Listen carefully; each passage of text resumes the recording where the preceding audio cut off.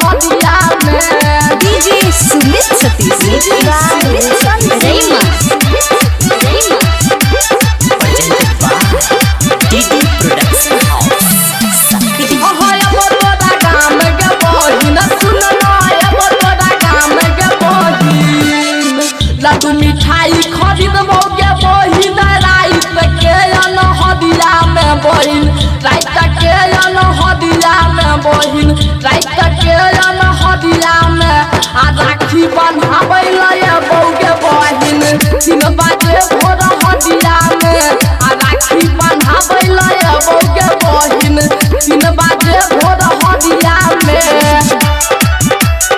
Mix by रूपम सिंह।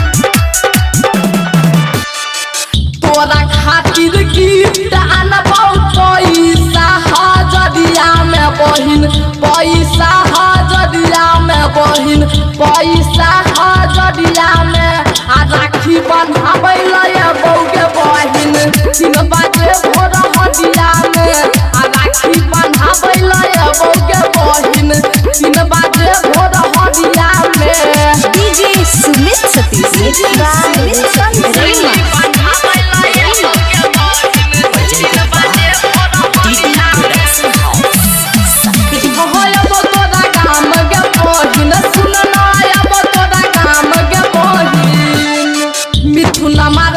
भैया धुरंधर एतौ तोदा नगरिया में बहिन एतौ तोदा नगरिया में बहिन एतौ तोदा नगरिया में आ राखी बन्हाबै लए बौगे बहिन 3 बजे भोर हदिया में आ राखी बन्हाबै लए बौगे बहिन 3 बजे भोर हदिया में। Recording by DD production house Sakri 97 084 45 722।